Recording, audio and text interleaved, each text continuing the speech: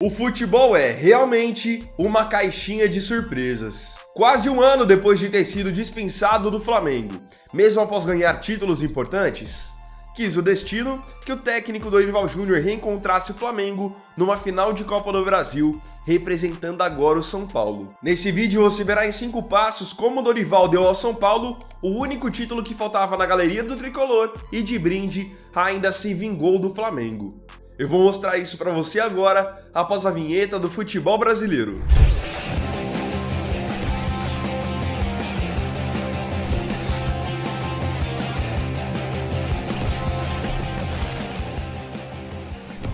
Ontem foi um dia que entrou para a história do São Paulo. O São Paulo, que nunca havia vencido a Copa do Brasil, venceu esse título importantíssimo pela primeira vez na sua história, com o Dorival Júnior sendo o maestro de tudo o que aconteceu. Mas antes de eu pegar nesse ponto de o São Paulo ter sido campeão, como o São Paulo foi campeão, eu queria relembrar o que aconteceu com o Dorival Júnior quando ele estava no Flamengo. Para quem não se lembra, o ano de 2022 vinha sendo um ano muito conturbado para o Flamengo. O Fla vinha até então com o técnico Paulo Souza no comando. Só que o Paulo Souza não vinha conseguindo bons resultados. Então o que o Flamengo fez? Foi trocar de treinador e acabou buscando o Dorival Júnior, que estava lá no Ceará. O Dorival chegou e ele nunca fez o Flamengo jogar um futebol assim magnífico nível Jorge Jesus. Mas ele recuperou a autoestima dos jogadores, uniu o elenco e tornou o Flamengo um time competitivo com as peças que ele tinha. Resultado: Flamengo campeão da Libertadores e Flamengo campeão da Copa do Brasil. Com os jogadores adorando o Dorival, ele tinha o elenco plenamente na mão. Então, um técnico que ganha 2 títulos com esse peso e que os jogadores gostam dele, você imagina que ele vai ter o seu contrato renovado, né? Só que no caso do Dorival, isso não aconteceu, porque a diretoria do Flamengo, numa escolha muito amadora, preferiu mandar um técnico campeão embora para trazer para comandar o Flamengo o vice dele na Copa do Brasil, que era o Vitor Pereira, que tinha acabado de deixar o Corinthians. O que aconteceu? O Vitor Pereira acabou sendo demitido do Flamengo com apenas 20 jogos, perdendo Supercopa, Recopa, Mundial de Clubes, Campeonato Estadual. Aí pro lugar dele veio o Sampaoli, que acabou perdendo Libertadores, perde agora a Copa do Brasil e tá bem distante do título do Campeonato Brasileiro. Então o Flamengo, depois que fez isso com o Dorival, essa trairagem, o que aconteceu? O Fla não ganhou mais nada. Enquanto o Dorival ficou 5 meses no mercado, chegou a ser oferecido ao Corinthians e o Corinthians não o quis, até que ele chegou ao São Paulo. E aí que entra agora o que a gente vai falar nesse vídeo. Ele chegou pegando um time que estava em crise com o Rogério Ceni e tornou o São Paulo um time extremamente competitivo. Então vamos agora para 5 pontos que, na minha opinião, o Dorival mudou no São Paulo para que esse time pudesse ganhar agora a inédita Copa do Brasil. Vamos lá. Número 1. União do grupo. A primeira coisa que o Dorival Júnior fez logo que chegou ao São Paulo foi unir o grupo, unir o elenco. E nisso ele é mestre em fazer. Basta ver que ele fez isso no próprio Flamengo no ano passado. Pegando um time que estava com jogadores com ego elevado, problemas de vestiário, ele fez todo mundo se unir em prol de um único objetivo. E teve até uma declaração do atacante Luciano, logo após o São Paulo ser campeão, que me chamou bastante atenção e faz bastante sentido. Nessa temporada, logo no começo, no Campeonato Estadual, o São Paulo foi eliminado do Paulistão pelo modesto Água Santa nos pênaltis. O que o Luciano disse ontem após o jogo foi que todo o elenco sofreu com críticas ao longo da temporada, especialmente após perderem o Paulistão para o Água Santa. Só que o São Paulo trouxe poucas contratações, né? Chegou o Lucas Moura, chegou o Rames Rodrigues, então a base do time que perdeu para Água Santa é a mesma base que foi agora campeã da Copa do Brasil.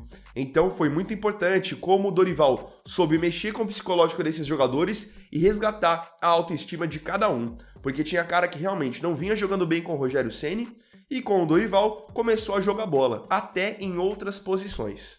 Nesse caso, vamos aí para outro tópico, eu já falo sobre isso das posições também. Mas o principal é que ele é um cara que ele acalma o ambiente e ele é muito fechamento dos jogadores. Então é difícil você pegar um jogador que diga que não gosta do Dorival. Número 2, organizou a defesa. Esse é um passo também muito importante para um time que quer ser campeão. Como você quer ser campeão se você toma 2, 3 gols por jogo, se sua defesa não é uma defesa segura? Pelo menos na Copa do Brasil, o Dorival conseguiu organizar muito bem a defesa do São Paulo. Tanto que o São Paulo agora na final tomou um gol, contra o Corinthians, somando os 2 jogos, tomou apenas um gol. Contra o Palmeiras nas quartas, tomou apenas um gol. Então é um time que, independente das peças que jogam, consegue ter uma solidez defensiva. E quando o sistema em si defensivo não funciona, digo os laterais e os zagueiros, o goleiro Rafael também tá inspiradíssimo nessa temporada e acaba fazendo a diferença. Então vocês podem pegar até o jogo de ontem como um exemplo. O São Paulo, logo nos primeiros minutos de jogo, perde a sua grande referência na defesa, que é o Arboleda, que na minha opinião é um dos melhores zagueiros do Brasil. Só que mesmo perdendo um cara com a qualidade do Arboleda e com a liderança dele, o sistema defensivo do São Paulo continuou muito bem. Entrou o Diego Costa, então ficou quase que uma defesa de jogadores jovens, tirando o Rafinha e o Rafael, porque você tinha Diego Costa, jogador da base, Beraldo, jogador da base, Caio Paulista, depois foi substituído por Wellington, que é outro jogador da base. E mesmo mudando as peças, o time continuava muito bem na marcação, muito bem organizado.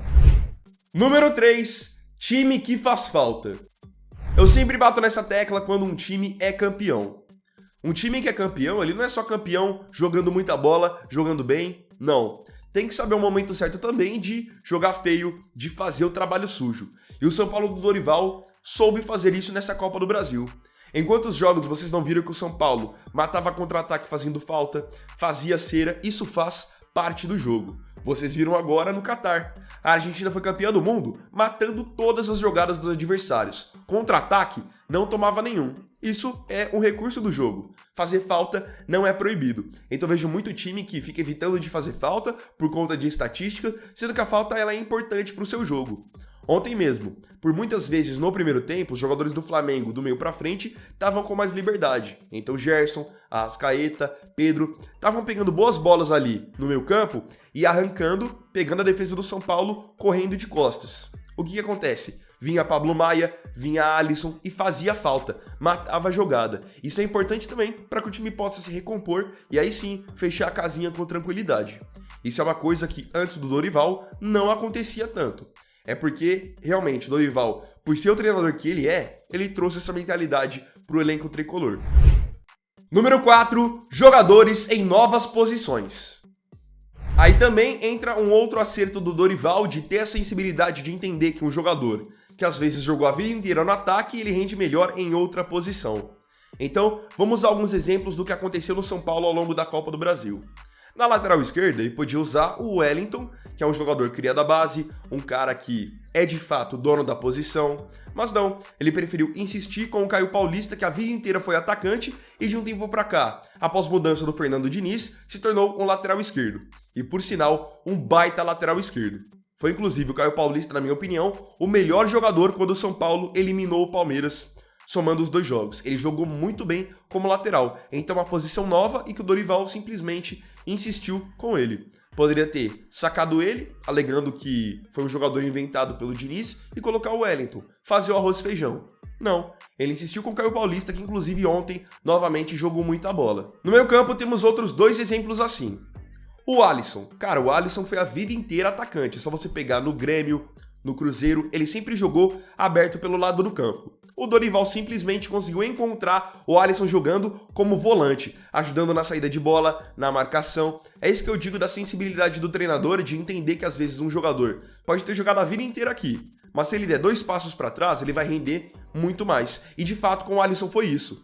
Só vocês se lembrarem que o Alisson, antes de agora se encontrar como volante, era um cara extremamente questionado pela torcida do São Paulo. E claro, o caso mais importante foi obviamente do Lucas Moura, que a vida inteira jogou como atacante, especialmente aberto pelo lado do campo. Você pega os melhores momentos do Lucas no São Paulo nas antigas, no PSG, no Tottenham, e ele sempre se destacou jogando aberto, fosse pela direita ou pela esquerda. No São Paulo ele acabou entrando numa outra posição, que é como um meia, articulando e encostando no camisa 9, que é o Caleri. Isso também funcionou demais. Número 5, encaixou Lucas Moura. Vou aproveitar esse gancho que eu tinha falado a respeito do Lucas, porque o Dorival foi muito bem encaixando o Lucas no time. E como eu disse, encaixando numa posição diferente. Porque, se você parar pra pensar, Qualquer outro treinador, de repente, colocaria o Lucas aberto pela direita para explorar sua velocidade, o seu drible, e manteria o Luciano no time, que é o cara que sempre foi um atacante, mas vinha jogando já há um tempo como um meia, encostando no camisa 9. O Dorival fez diferente. Ele preferiu explorar o Lucas mais solto, como um camisa 10, e manteve no time, por um lado, o Nestor e por outro lado, o Wellington Rato. Então, isso é algo que eu achei bem interessante. Qualquer outro treinador, até pelo impacto que o Luciano vinha tendo no time, manteria o Luciano e colocaria o Lucas na ponta. O Dorival não, ele encaixou o Lucas de outra maneira, colocando ele como um camisa 10, jogando solto, com liberdade. Isso acabou sendo fundamental, principalmente no jogo da volta da semifinal contra o Corinthians, onde o Lucas teve, assim, uma atuação de gala, porque ele jogando como um meia nas costas dos volantes, ninguém achava ele. Ainda mais que ele tem uma explosão fora do normal. Então, foram esses 5 pontos que, na minha opinião, Dorival Júnior mudou no São Paulo para fazer o São Paulo vencer a Copa do Brasil pela primeira vez. Agora eu quero saber a sua opinião aqui nos comentários. Você concorda com os pontos que eu trouxe nesse vídeo? Acha que o Dorival acrescentou em outras coisas também? Você pode, como sempre, deixar a sua opinião aí nos comentários para que a gente possa trocar uma ideia. Beleza? Então é isso, galera. Esse aqui foi o primeiro vídeo dessa segunda. Eu agradeço profundamente a você pela companhia em mais um vídeo do canal. E não se esqueça, se você tiver gostado desse vídeo, deixe seu like, se inscreva no canal, compartilhe, comente e me siga aqui também nas minhas redes sociais. Então é isso, galera, tamo junto, até mais tarde e até o próximo vídeo. Fiquem com Deus e uma ótima semana. Vini Wagner aqui, valeu, falou e fui!